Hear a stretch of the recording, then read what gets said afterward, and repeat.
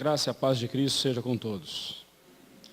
Feche seus olhos, ore ao Senhor, peça a Ele que fale ao seu coração, peça a Ele que tire de diante dos seus olhos, de diante dos seus ouvidos, tudo aquilo que possa levar você a se desviar, a perder a atenção, mas também aquilo que está em seu coração, a preocupação com as lutas que você tem passado, as dificuldades, que agora você esteja atento para o que Deus tem a falar ao seu coração. E também peça a Deus que essa porção que Ele lhe der nessa noite, você compartilhe na semana com alguém. Você encontrará pessoas que precisarão dessa palavra. Compartilhe com elas. Ore ao Senhor nesse instante. A Ti, ó Deus eterno, cuja glória é singular e vai além de tudo que podemos compreender, buscamos agora em oração ao Senhor e lhe pedimos que, por sua graça e misericórdia, fale ao nosso coração nessa hora. Somos limitados, fracos e pecadores. E mesmo redimidos por sua graça, necessitamos que o Senhor nos sustente e nos ensine. Assim nós oramos em nome de Jesus. Amém. Salmo 65, abra sua Bíblia, o Salmo 65. E de antemão, já lhe asseguro que os próximos 4 domingos, os próximos 4 salmos, Salmo 65, 66, 67 e 68, eles fazem parte de um grupo de salmos que nós podemos dar a eles o seguinte título: o louvor de um coração agradecido. Nos últimos 4 salmos que nós vimos, do 61 ao 64, nós vimos a oração de um coração aflito. Mas depois da aflição, quando vem a resposta da oração, é hora então da gratidão e do louvor. E agora, então a partir de hoje, os próximos 4 salmos, nós veremos o louvor de um coração agradecido. E diz assim a palavra de Deus: ao mestre de canto, salmo de Davi. A Ti, ó Deus, confiança e louvor em Sião. E a Ti se pagará o voto. Ó, Tu que escutas a oração, a Ti virão todos os homens, por causa das suas iniquidades. Se prevalecerem as nossas transgressões, Tu nolas perdoas. Bem-aventurado aquele a quem escolhes e aproximas de Ti, para que assista nos Teus átrios. Ficaremos satisfeitos com a bondade da Tua casa, o Teu santo templo. Com tremendos feitos, nos respondes em Tua justiça, ó Deus, Salvador nosso, esperança de todos os confins da terra e dos mares longínquos. Que por Tua força consolidas os montes, cingido de poder. Que aplacas o rugir dos mares, o ruído das suas ondas e o tumulto das gentes. Os que habitam nos confins da terra temem os Teus sinais. Os que vêm do Oriente e do Ocidente, Tu os fazes exultar de júbilo. Tu visitas a terra e a regas. Tu a enriqueces copiosamente. Os ribeiros de Deus são abundantes de água. Preparas o cereal, porque para isso a dispões. Regando-lhe os sulcos, aplanando-lhe as leivas, Tu a amoleces com chuviscos e lhe abençoas a produção. Coroas o ano da Tua bondade e as Tuas pegadas destilam fartura, destilam sobre as pastagens do deserto, e de júbilo se revestem os outeiros. Os campos cobrem-se de rebanhos, e os vales vestem-se de espigas, exultam de alegria e cantam. Uma das principais virtudes de um verdadeiro crente é a sua gratidão a Deus. Dizem que a gratidão é a memória do coração. Um coração que é grato a Deus e sempre agradece a Deus, é porque ele traz em sua memória os feitos do Senhor e por isso louva. A gratidão é a memória do coração.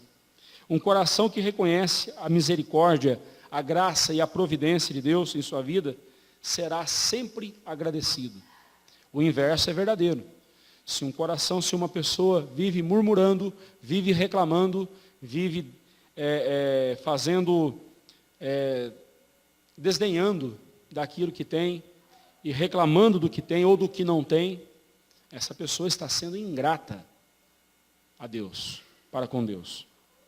Mas um coração agradecido trará nos lábios sempre um louvor constante. Não quer dizer que você estará cantando o tempo todo, até mesmo porque louvar a Deus não é só cantar. Cantar talvez seja a forma mais conhecida de louvarmos a Deus. Mas louvor ao Senhor, especialmente, é quando nós mostramos a nossa confiança nele, quando nós confiamos nele e quando nós agradecemos a ele pelo que ele tem feito em nossas vidas. Nos próximos 4 salmos, como eu disse, nós veremos sobre o louvor de um coração agradecido. Esse será o tema dos 4 salmos. E cada salmo tem uma perspectiva especial e diferente sobre o que é o louvor de um coração agradecido. Cada salmo nos mostrará uma nuance, uma verdade sobre esse assunto. E neste Salmo 65, que nós veremos hoje, nós também veremos sobre exaltando o ser de Deus. Um coração agradecido, um coração que louva ao Senhor, porque é cheio de gratidão a Deus, ele sempre estará exaltando o ser de Deus, exaltando o próprio Deus. O contexto deste salmo, o contexto histórico deste salmo é incerto. Nós não temos nenhuma pista da ocasião em que Davi escreveu ou a ocasião que levou Davi a escrever este salmo. Nós não temos aqui. Mas este salmo é um cântico louvando a Deus por suas muitas bênçãos derramadas, especialmente sobre a colheita. Este é um salmo que fala sobre a bondade de Deus no tempo da colheita, na época da colheita, abençoando a terra, fazendo a terra produzir, fazendo a terra dar frutos e sementes para que depois a plantação continue, e assim a cada ano Deus mostra o seu cuidado para com o seu povo. É um salmo que relata a bondade de Deus, como vemos no verso 11, coroas o ano da tua bondade, ou seja, havia uma prática que Deus havia ordenado ao povo, de que o povo deveria respeitar o ano sabático. Durante 6 anos o povo deveria plantar na terra, mas no 7º ano o povo não deveria plantar, deveria dar descanso à terra. Deveria dar descanso à terra. No 6º ano Deus haveria de dar uma medida maior. Esse seria o ano da bondade de Deus. O ano em que Deus daria uma medida maior na colheita, para que o povo não somente tivesse o que comer, mas também depois o que plantar. No Salmo 100, nós veremos isso, quando fala dos que saem andando e chorando enquanto semeiam. Por que alguém pode chorar? Por que alguém chora enquanto semeia? Porque ele está semeando a semente que ele tem para comer. Ele está semeando a comida dele, ele está jogando ali no solo o que ele tinha para comer. Mas se ele confia no Senhor, quando ele voltar, ele voltará com os seus feixes, os feixes da colheita. Então você vai ver que nesse salmo eu falarei sobre prosperidade. Mas prosperidade à luz da palavra de Deus, não do jeito que está sendo ensinado aí fora. E eu convido você a vir domingo que vem na escola dominical, onde o nosso irmão Jorge estará falando sobre o que é ser bem-sucedido, à luz das Escrituras. Nós não vamos fazer nenhuma campanha aqui de 7 dias, de 7 semanas, do sal grosso com o azeite não sei de onde. Não tem nada disso. Nós vamos mostrar para você nas Escrituras como é que alguém pode ser próspero. E quando falamos de prosperidade, não falamos de dinheiro. Porque prosperidade vai muito além da parte material. Venha domingo que vem. Mas aqui neste salmo, fala sobre Deus abençoando, porque o que faz alguém prosperar é a bênção de Deus. Se Deus não abençoa, se não houver a bênção de Deus na nossa vida, inútil será a gente levantar de madrugada, repousar tarde, comer o pão que penosamente granjearmos. Porque é Deus quem nos dá. Nós temos que confiar nele. Mas lá, voltando ao costume daqueles tempos, que Deus havia ordenado, não era um costume, mas era uma ordem de Deus. Então, no ano sabático, a terra repousava. E eles, obviamente, teriam que ser mais comedidos na vida deles também.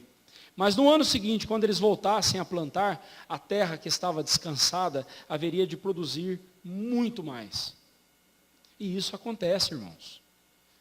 Eu não esqueço do meu pai. Papai, ele tinha uma várzea onde ele plantava arroz todo ano, arroz e feijão, né? Intercaladamente. Plantava arroz, depois feijão. E um dia, ele lendo esse texto, falando sobre o descanso da terra, ele ficou pensando, como é que eu vou fazer isso? É dali que eu tiro sustento para minha família. E aí ele teve a seguinte ideia, ele dividiu a terra em 7 partes. E uma parte ele deixava descansando. E plantava as outras 6. Era impressionante aquela parte que havia descansado durante um ano, quando ele plantava e colhia depois. Era impressionante. Ela chegava a dar quase a metade da produção do restante. E aí você não leva a sério o dia do Senhor para descansar. Hoje em dia, na correria, a gente quer ainda o dia do Senhor para hora extra, para ganhar um extra, para ter um dinheiro a mais. E não é abençoado. Porque esse dia Deus santificou para o descanso, é dia de você também descansar. E descansar não só repousando o seu corpo, mas descansar no Senhor, sabendo que Ele vai cuidar de você e não vai deixar nada faltar para você. Mas este salmo, como nós vemos, ele exalta o ser de Deus, mostrando que Deus é o nosso Salvador, verso 1 a 4. Deus é o nosso Rei, o Rei das nações, verso 5 a 8, e o provedor dos seus filhos, verso 9 a 13. Então vamos primeiramente ver Deus como o Salvador dos pecadores. Versículo 1 ao versículo 4. Abrindo este salmo, Davi faz adorando a Deus. E ele diz, a ti, ó Deus, confiança e louvor em Sião. A forma como essa frase está foi traduzida, ela deixa o significado um pouco difícil, né? Embora entendemos, né? A ti, ó Deus, confiança e louvor em Sião. Um povo que confia em Deus vai louvar o Senhor. Ok. Né? Mas o sentido desse versículo, a frase lá no hebraico, ela traz uma conotação um pouco diferente. Eu queria que você prestasse atenção nisso. Nesses versos nós temos uma verdade preciosa. A verdade de que Deus é quem salva os pecadores. Não existe solução para o pecador se Deus não o salvar. Deus é quem salva os pecadores. É Deus quem salva os pecadores. O pecador não pode salvar por si só, não pode se salvar. Não há nada que você e eu possamos fazer para nos salvar. Somente Deus pode nos salvar. Mas voltando aqui para essa frase do versículo 1, a ti, ó Deus, confiança e louvor em Sião, a frase lá no texto hebraico, ela traduzida de uma forma mais literal, seria assim: o louvor para ti está em silêncio em Sião. Aí você fala, pastor, então eu prefiro a outra tradução. A outra tradução ficou mais fácil. Porque esse negócio de que o louvor para ti, para Deus, né, está em silêncio em Sião. Ou, a ti, o louvor é silêncio.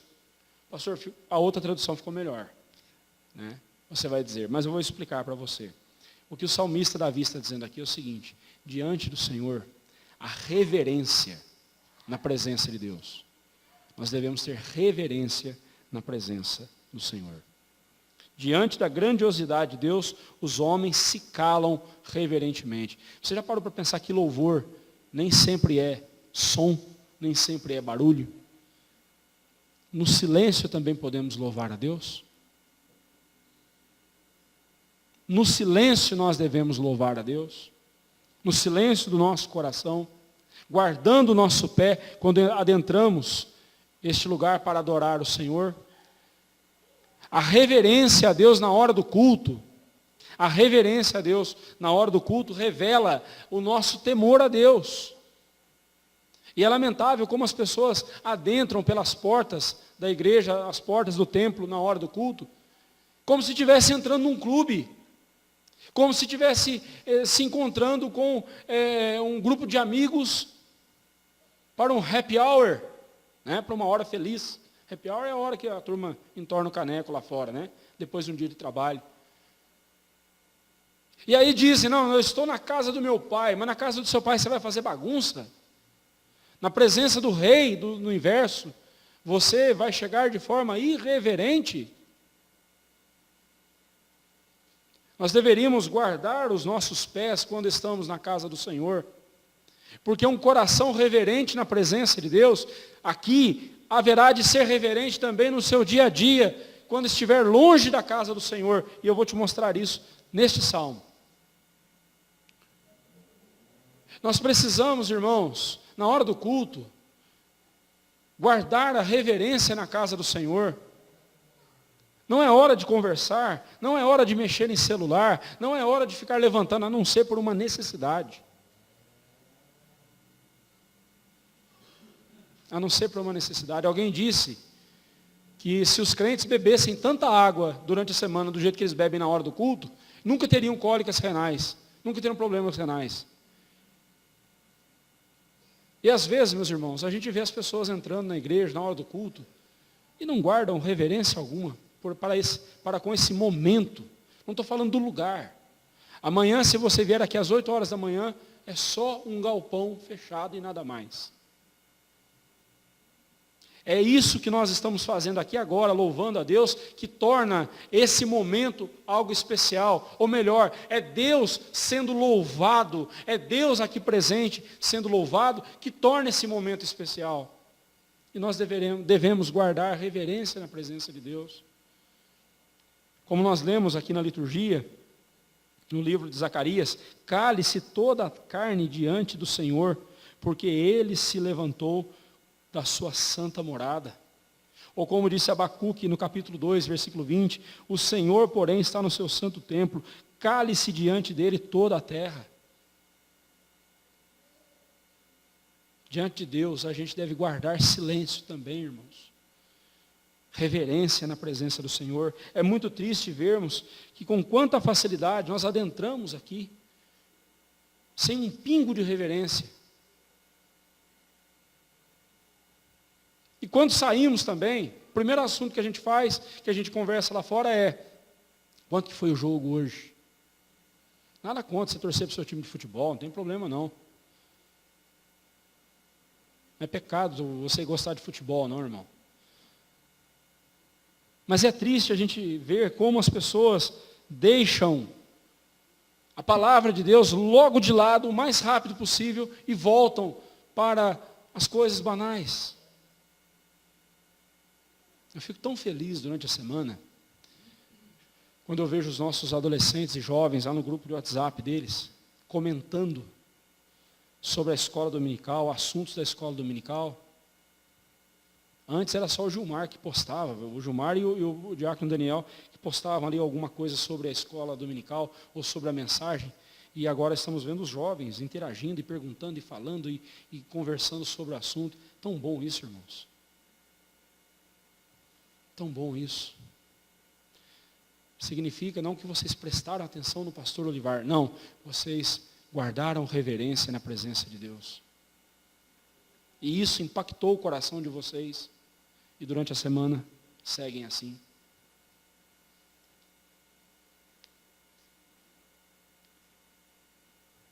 Ali na presença de Deus, Davi expressou a sua confiança em Deus, ao saber que Deus ouve as orações dos pecadores, quando estes veem a bondade de Deus em todos os lugares. Veja o versículo 2, Davi diz assim: ó, tu que escutas a oração, a ti virão todos os homens, por causa das suas iniquidades, as iniquidades dos homens, né? Eles virão a Deus. E se prevalecerem as nossas transgressões, tu nolas perdoas. Como não adorar um Deus assim? Como não amar esse Deus? Como nós desprezaremos tamanho amor? Como não brotar no nosso coração um louvor intenso, alegre, um louvor constante, quando nós vemos esse Deus agindo assim conosco? Os pecadores se aproximam de Deus. Todo mundo é pecador, a gente sabe. Mas os pecadores aqui, que reconhecem, são desses que Davi está falando. Aqueles que reconhecem que são pecadores, se aproximam de Deus. E buscam a Deus. Aqueles que se veem como pecadores, fazem como aquele publicano na parábola. Senhor, tem misericórdia de mim. Mas ele não deixa de buscar a Deus.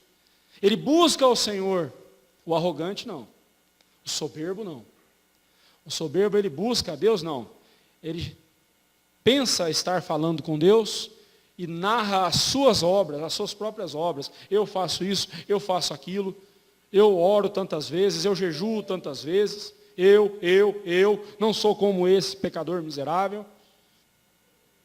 Mas Jesus disse que aquele fariseu orava de si para si mesmo. Ele pensava que estava orando para Deus, mas não estava. Estava orando para si mesmo. Estava falando para si mesmo, conversando consigo mesmo.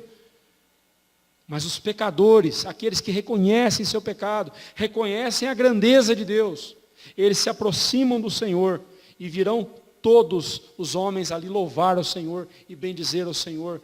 E se porventura a iniquidade deles prevalecer, se porventura eles pecarem e se mostrarem arrependidos diante do Senhor, o que é que Deus faz? Deus perdoa. Deus perdoa. Meus irmãos, isso traz uma esperança maravilhosa para o meu coração. Toda vez que eu peco, eu sei que eu pequei, eu sei que eu entristeci a Deus, mas eu sei que Deus me perdoa, porque Ele é misericordioso. Eu sei que Ele haverá de me perdoar, porque Ele é misericordioso, e não porque eu mereço. E ao invés de fugir dEle, eu devo me voltar humildemente na presença dEle e dizer: Senhor, tem misericórdia de mim, me perdoa. Que verdade maravilhosa, irmãos. Onde abundou o pecado, que diz Paulo? Superabundou a graça. Mas isso, é claro, não deve ser usado como justificativa para que eu continue ainda mais no pecado. Então, se eu pecar, eu vou ter da graça de Deus, então eu vou pecar mais, para ter mais da graça de Deus. A isso Paulo diz: de jeito nenhum, de modo algum. Não. Eu não fui salvo para viver no pecado, eu fui salvo para viver na presença de Deus, para glorificar ao Senhor.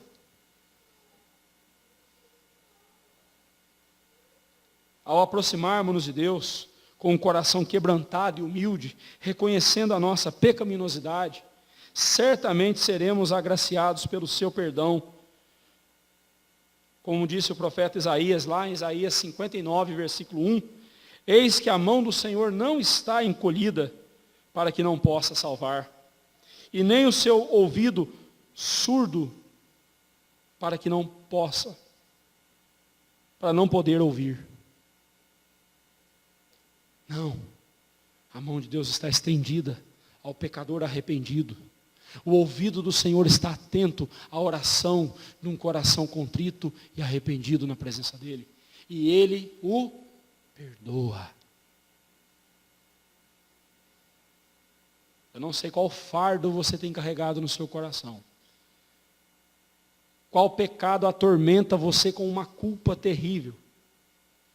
Negar esse pecado não vai resolver.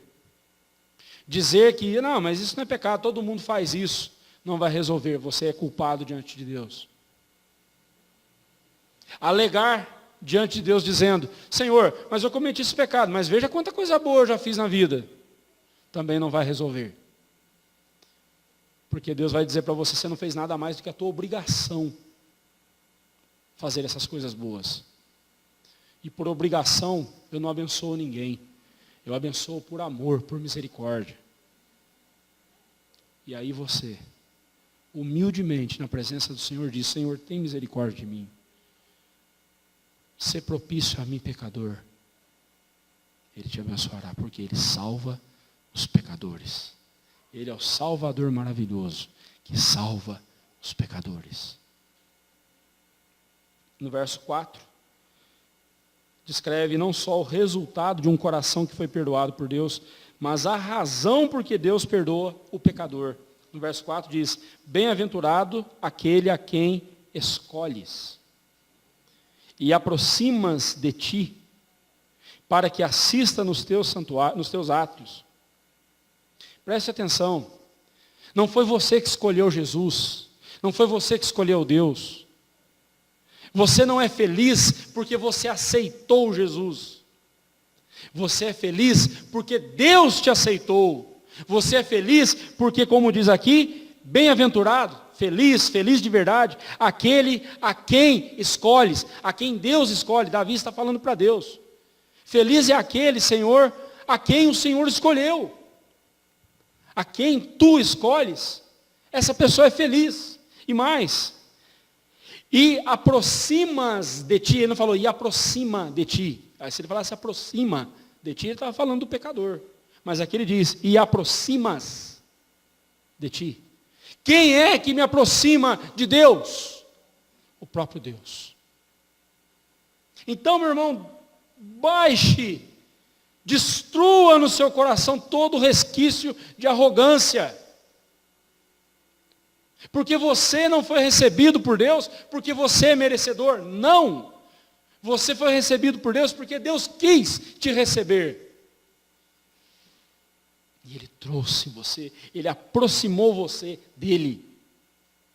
Quando Davi fala aqui dos átrios do Senhor, ele está falando que Deus aproxima o pecador dEle. Deus traz o pecador para perto de si, para que ele viva, para que ele assista nos átrios do Senhor. Era uma das partes do templo, do tabernáculo. Nem todo israelita podia chegar ali no tabernáculo. Havia uma parte do tabernáculo que ele podia ir. Mas do santuário, do santo lugar e no santo dos santos, só os sacerdotes.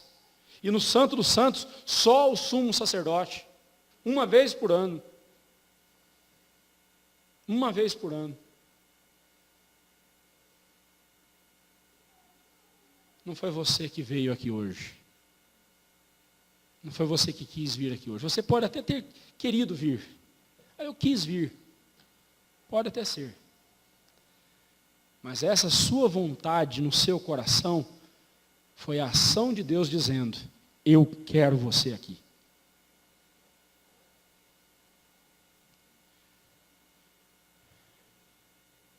Eu quero dizer para você, meu irmão, que se você não for feliz na presença de Deus, em lugar nenhum você será feliz.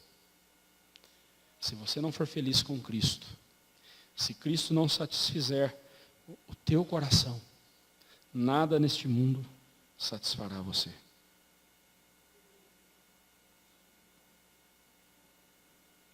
No Antigo Testamento, o adorador, o israelita, para adorar a Deus, ele tinha que ir no santuário.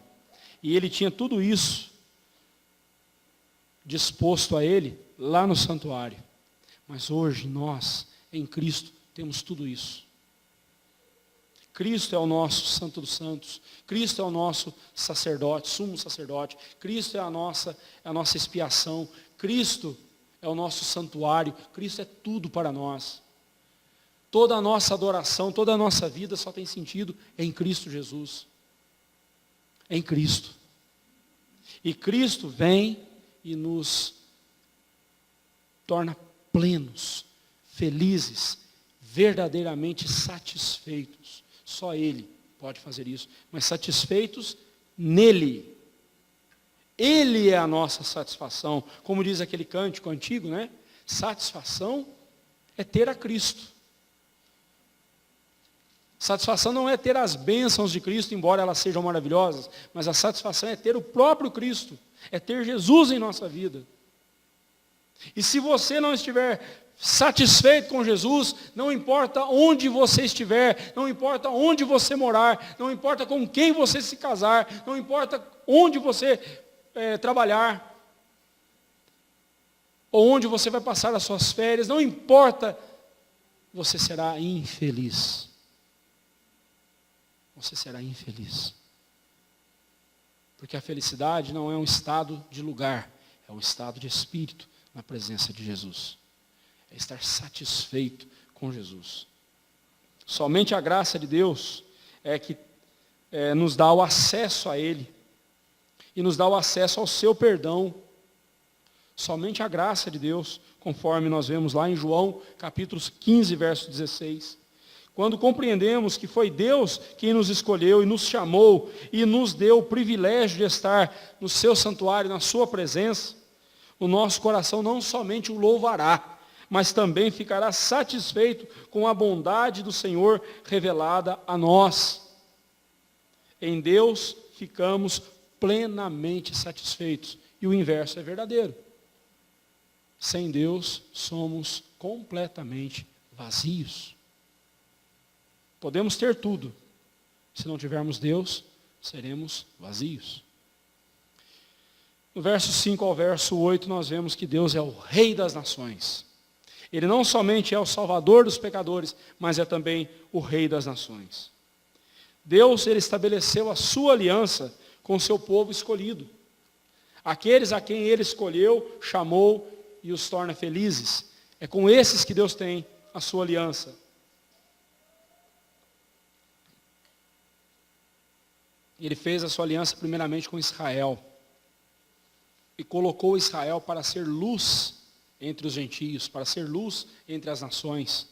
Para que Israel, através de Israel, a sua palavra fosse conhecida.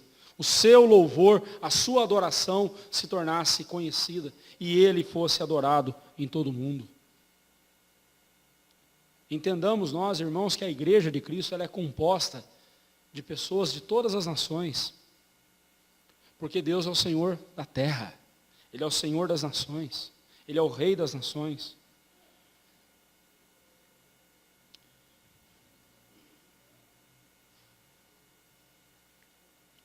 Em Apocalipse 5:9, nós lemos que Deus comprou para si todos os que procedem de toda língua, tribo, povo e nação. Essa é a igreja de Cristo. Se fizéssemos aqui uma enquete, uma pergunta, de qual a sua nacionalidade? Aqui nós temos brasileiros, árabes, temos colombianos, né? Temos pessoas de todas as nações. A igreja de Cristo, ela é composta de pessoas de todas as nações. E todas as nações ali estarão representadas diante de Cristo. E adorarão, se prostrarão diante dele e o adorarão. Nestes versos nós vemos que Deus exerce seu domínio real sobre tudo e sobre todos. Diz-nos o verso 6, Verso 5. Com tremendos feitos, ele responde em sua justiça àqueles que por ele clamam. Quando alguém clama a Deus, ele responde com seus tremendos feitos. E todos os confins da terra e dos mares longínquos, ele reúne o seu povo. Verso 5. O seu reinado é sustentado pelo seu poder absoluto, que não só criou tudo que existe, mas também sustenta, consolida, ampara tudo. Tudo está nas mãos de Cristo. Sem Cristo, o universo se desintegraria. Sem Cristo, a história não tem conexão. Tanto é que a história é dividida antes e depois de Cristo. Mas não só isso, sem Cristo, a nossa história de vida, a sua história e a minha, não teria sentido algum. Quando você e eu olhamos para o nosso passado e vemos onde estamos, nós vemos que Cristo nos guiou, Cristo comandou a nossa história para que assim estivéssemos, mas ainda não chegou o fim. Quando nós estivermos na glória eterna, junto com Ele, louvando e bendizendo o seu santo nome, eternamente, ali nós veremos a consumação de tudo, e nós veremos o propósito de tudo ter acontecido. Tudo foi para o louvor e para a glória dEle. E nós louvaremos e exaltaremos o ser de Deus por toda a eternidade. Deus, Ele é o Rei de toda a terra. Um fato importante aqui, que as Escrituras sempre retratam as nações pagãs com a figura das águas dos mares, né? Aqui fala dos mares longínquos, aqui ele está falando das nações pagãs, das gentes, o tumulto das gentes, como diz o verso 7. Isaías 17, verso 12, fala das nações bramando como mares, como os mares violentos. Mas como as águas cobrem o mar, o conhecimento de Deus também haveria de se fazer presente em todo lugar. Apocalipse 13, o texto que nós lemos aqui, a besta que emerge do mar é uma força que se levanta dentre as nações contra a igreja. É uma força que vem de longe, vem das terras longínquas, da além-mar, e vem para atacar a igreja. Se a igreja está aqui do lado de cá, no Brasil, nós enfrentamos ideias e ideologias que vêm de lá para cá. Se a igreja estiver do lado de lá, também do outro lado vem essas ideologias, essas ideias contrárias à palavra de Deus, contrária à igreja, e a igreja tem que permanecer firme. Do Oriente e do Ocidente, como diz o verso 8. Em todos esses lugares, os que habitam nos confins da terra temem os teus sinais. E reunidos, tanto do Oriente quanto do Ocidente, os seus feitos, os feitos de Deus, serão plenificados por Deus. E Ele faz com que os gentios exultem de júbilo na presença dEle. Quando Ele os salva, quando Ele os resgata e os transforma em filhos dEle, em membros da sua igreja. E eles exultam na presença do Senhor. Louvam e bendizem o nome do Senhor. Deus é o Rei supremo e absoluto sobre as nações, e delas Ele reúne aqueles a quem Ele escolheu e quis salvar, como nós vemos lá no verso 4. Você está aqui porque Deus quis, e onde estiver uma igreja de Cristo aberta, louvando e bendizendo o nome do Senhor, aqueles que lá estiverem estarão porque Deus os quis, Deus os buscou, Deus os escolheu. Em seu poder, com o qual Ele criou tudo o que existe, Ele também mantém toda a sua criação. Por isso nós podemos esperar nele, e esperando no seu poder, nós exultaremos de alegria, porque Ele sempre virá em nosso socorro, Ele sempre nos sustentará com seus tremendos feitos. E é isso o que nos mostra os versos finais, os versos 9 a 13, Essa é a verdade que esses versos nos mostram. Deus é o provedor dos seus filhos. E o coração cheio de gratidão a Deus por tudo que Deus lhe tem feito, haverá de adorá-lo, reconhecendo que Deus é o provedor dos seus filhos. E Davi encerra este salmo de uma forma linda demais, da mesma forma como ele começou e continuou o salmo, porque todo o salmo foi inspirado pelo Espírito Santo, e toda a obra do Espírito Santo é linda, é perfeita, a palavra do Senhor é perfeita, mas a forma como Davi encerra este salmo, eu só posso ver que ele foi inspirado mesmo pelo Espírito Santo, não tem como. E ele fala que uma das promessas de Deus para os israelitas, referentes à terra prometida, você pode ver comigo lá, abra sua Bíblia lá em Deuteronômio 11 e 12, abra sua Bíblia lá, por favor. E lá nós vamos ver uma promessa que Deus havia feito para o povo de Israel, quando este povo estava para entrar na terra prometida. Olha a promessa que Deus fez. Deuteronômio 11 e 12. Mas a terra que passais a possuir é terra de montes e vales. Não era um plano, não era uma terra plana. Uma terra que tem montes e vales é uma terra rica. Um relevo que tem montanhas e vales tem água. Porque é das montanhas que descem para os vales a água.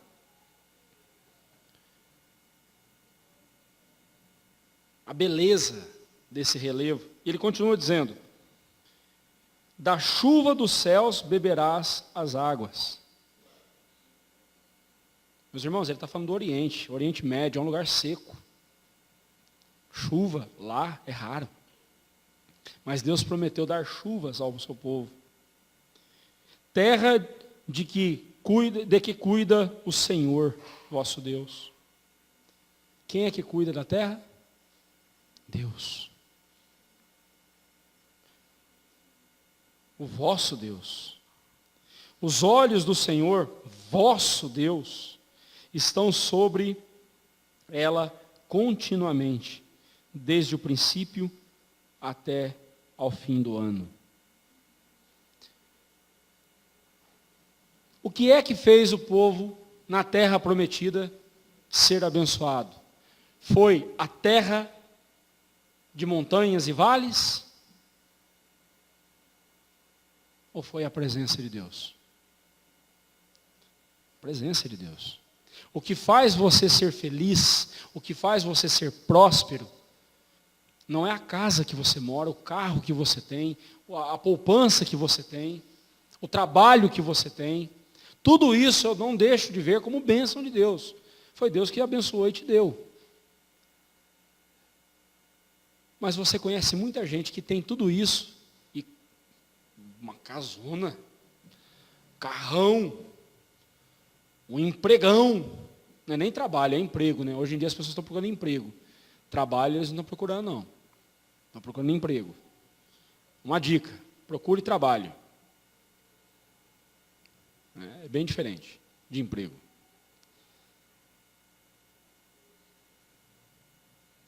Trabalho você vai produzir.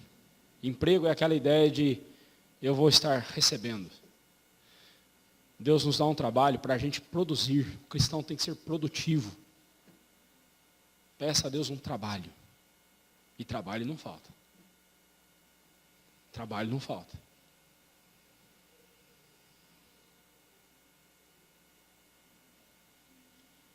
Quando vai chegando o final do ano, é muito comum pastores ligarem uns para os outros, procurando campo, procurando uma igreja. Às vezes eles estão saindo da onde estão e estão procurando uma igreja. E volta e meia, alguns ligam para mim e falam: Olivar, tem campo aí? Tem, até no nome, São José dos Campos. Trabalho tem. Trabalho tem. Emprego não. Trabalho tem. Tem campo até no nome. Né? Mas o que faz a gente ser feliz é a presença de Deus. Porque tem muita gente que tem tudo do bom e do melhor dessa vida, mas não tem Deus. Louco, essa noite pedirão a tua alma, e o que tens entesourado, para quem será? Mas aquele que anda com Cristo, aquele que anda sobre a providência de Cristo e sobre a graça de Cristo, aquele que foi chamado por Deus para ser um adorador dele, para estar nos átrios dele, adorando a ele, este é feliz o tempo todo, não importa as circunstâncias que ele estiver passando. Não quer dizer que ele não vai chorar, não quer dizer que ele não vai se abater, não quer dizer que ele não vai ter tristeza, mas a alegria que Cristo coloca em nosso coração, ela é oriunda da certeza que temos que o nosso Deus está conosco, cuidando de nós. Olha como Davi fala de Deus nesses versos finais. Do próprio Deus vinham as chuvas para regar a terra, enriquecê-la e fazer que dela brotassem ribeiros abundantes de águas. Tu visitas, olha o verso 9, tu visitas a terra e a regas, tu a enriqueces copiosamente, os ribeiros de Deus são abundantes de água, preparas o cereal, porque para isso a dispõe. Observe que Deus, controlando o curso das águas, Deus não permitia que os rios transbordassem e alagassem e destruíssem tudo. Pelo contrário, os rios estavam cheios de água. Mas a terra estava tranquila, produzindo. Não adianta vir água demais. Se vier água demais, dá enchente, destrói tudo. Então tem que vir a água na medida certa.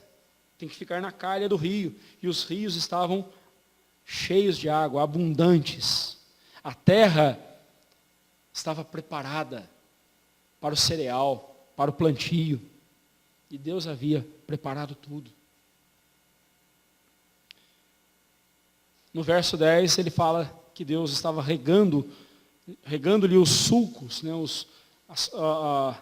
ali a terra que foi preparada para receber a semente. Deus estava regando os sulcos, aplanando-lhe as leivas, e em vez de mandar tempestade, ele mandava chuviscos. E nós sabemos muito bem que a terra absorve melhor a água se a chuva vier branda, vier bem mansinha. Ela absorve a água, ela fica macia, fica fofa, preparada para receber a semente. Mas quem é que dava o controle exato da chuva? Deus. Ele sabe até a quantidade de água que ele deveria mandar. E assim ele abençoava a produção da terra. Como nós vimos anteriormente no verso 11. O verso 11 ele mostra que esse salmo foi escrito, ou pelo menos aponta para a festa das colheitas. É Deus que faz tudo a seu tempo. Numa linguagem poética, Davi, ele diz que Deus estava passando pela terra. Olha o verso 11. Coroas o ano da tua bondade, as tuas pegadas destilam fartura, destilam sobre as pastagens do deserto. O que Davi está dizendo aqui é o seguinte: os carros do Senhor estão cheios de cereal. É uma figura de linguagem, como se os carros de Deus estivessem cheios de cereais. E aí Deus passando pela terra com o agitar, né, do carro, dos carros, eles iam transbordando, eles iam derramando o cereal sobre a terra. Deus passando sobre a terra, derramando o cereal, derramando a bênção dele, para que o povo tivesse alimento. É uma linguagem poética. Mas amanhã você vai levantar cedo, você vai trabalhar. Final do mês você vai pegar o seu contra-cheque. Foi o carro de Deus que passou derramando cereal na sua vida. E Ele não derramou comida só para você. Ele não derramou cereal só para você comer. Ele derramou também a semente para você plantar. Para ter mais. Para que no futuro, para que a cada dia você tenha o pão que você precisar. O pão nosso de cada dia, Ele dará a cada dia.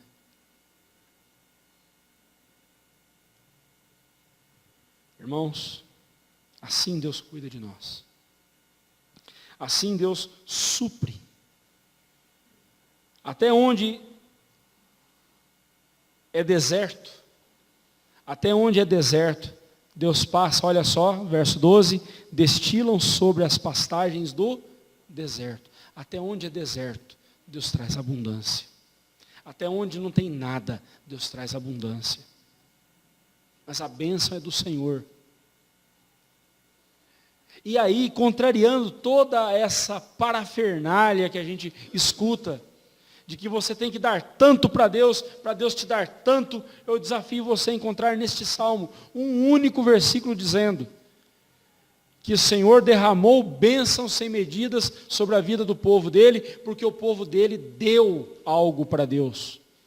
A única coisa que o povo deu a Deus aqui, ou devolveu ao Senhor, foi o louvor, foi a gratidão. E preste atenção, meu irmão, você pode pegar todo o seu salário e dizer assim, esse mês eu vou dar no meu salário de oferta na igreja, na obra do Senhor, porque eu creio que Deus vai me abençoar depois. E depois sair daqui reclamando e dizendo, caramba, mas Deus está demorando, eu pensei que amanhã, eu pensei que ontem Ele ia dar o dinheiro e não deu. E acabou o meu dinheiro, eu não tenho mais, e agora como é que eu faço, Senhor? Eu fui fiel, o Senhor não foi.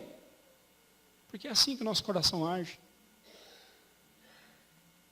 Desafio você, olhe para esse salmo, veja um único versículo, uma única frase dizendo, o povo foi abençoado, Deus abençoou o povo, porque o povo deu algo para Deus primeiro. E aqui nós precisamos entender, irmão, que tudo que nós dedicamos ao Senhor, que tudo que nós entregamos ao Senhor em forma de ofertas, quer seja em dinheiro, quer seja em trabalho, qual for, tudo o que nós fazemos tem que ser um ato de louvor, tem que ser um ato de gratidão, tem que ser um ato de um coração agradecido. Um coração que está louvando a Deus pelo que Deus está fazendo na sua vida. E não barganha, e não troca, e não teste de fé. Quem faz teste de fé com Deus é quem não é crente. Porque o crente confia, não testa. Ele simplesmente confia. Ah, pastor, mas Deus fala lá em Malaquias, e provai-me nisto. Se eu não vou abrir as janelas do céu e derramar bênçãos sobre vós, você está duvidando? Prove, né? Não é isso que Deus está falando. Você vai provar Deus, ou seja, você vai experimentar o cuidado de Deus sobre a sua vida, porque Ele abrirá as janelas do céu sobre você. Aliás, você só pode devolver algo, vamos falar de dízimo, você só pode devolver algo para Deus, você não está dando, você está devolvendo.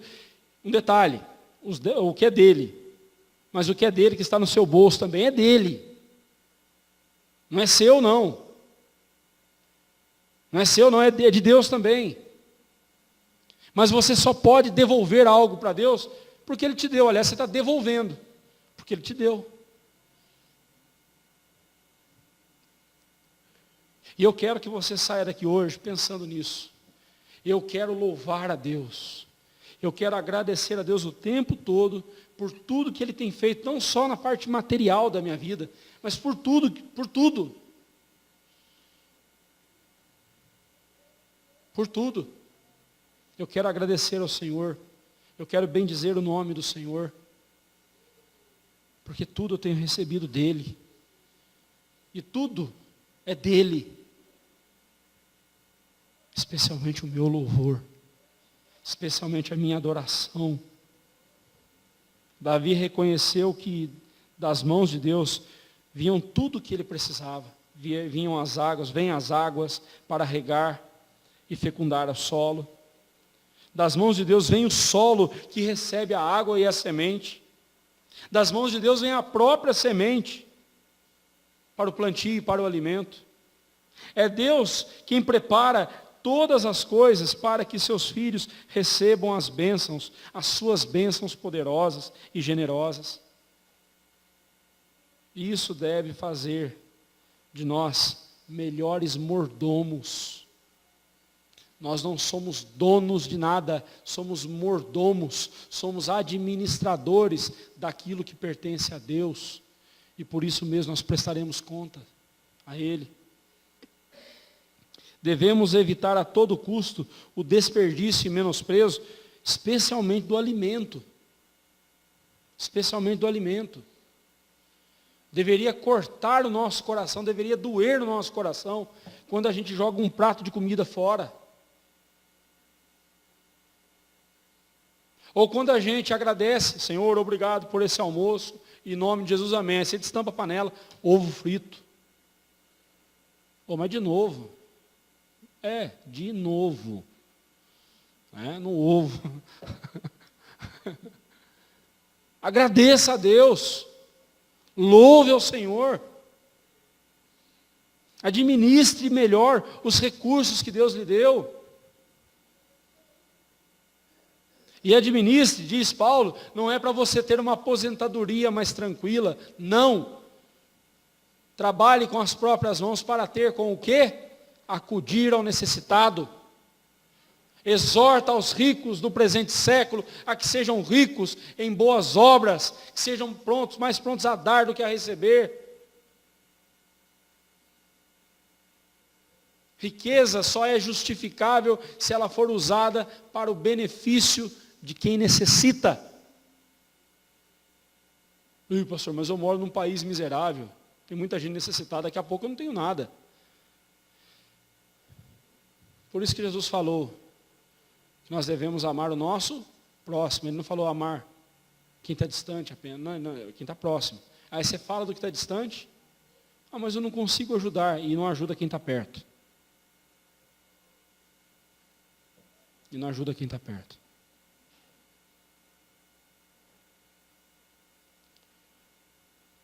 Eu quero que você saia daqui pensando nisso. Esse Deus que te salvou, Ele é o Rei do universo. Esse Deus que salvou pecadores, dos quais você é um, Ele é o Rei do universo. E é o Rei que provê, é o Rei que cuida, é o Rei que ampara o universo dele. É o Rei que promove a bênção na vida do seu povo e cuida de todos, que faz o sol vir sobre os justos e injustos, faz a chuva vir sobre os bons e sobre os maus. É dele que vem tudo, e por isso todos deverão louvá-lo, todos devem render a ele o louvor, mas somente aqueles a quem ele escolheu, conforme o versículo 4, somente a quem ele escolheu, é que realmente o adorará. Aqueles a quem ele trouxe e aproximou de si e o trouxe para a sua presença, é que o adorarão por toda a eternidade. E aí, se você estiver buscando um só motivo para adorar a Deus, se esse motivo não bastar, nenhum outro bastará. Se não bastar ao seu coração o motivo, esse motivo, o motivo de que você tem para louvar a Deus, porque Ele te salvou. Ele te trouxe para a presença dEle. Quero dizer para você que nenhum outro motivo bastará. E se você não estiver verdadeiramente pleno e satisfeito com essa verdade, nenhuma outra fará sentido para você. O Salmo começou falando do cuidado de Deus com a minúscula nação de Israel. Um povozinho. Um populacho, um povo pequenininho. Passando por todas as nações. E chegou falando do universo. Começou em Israel, falou de todas as nações, depois falou do universo. A forma como Ele cuida de tudo. Em nossa gratidão a Deus, devemos demonstrar nossa reverência, amor, temor, admiração por sua beleza, majestade e poder. Expressando nossa gratidão a Deus, nossa alma será plenamente satisfeita nele e exultará de júbilo e alegria. Certamente não há melhor maneira de viver do que essa maneira. Não existe melhor maneira de viver do que viver louvando a Deus. Que Deus assim nos abençoe. E que haja louvor constante em nossos lábios. Amém.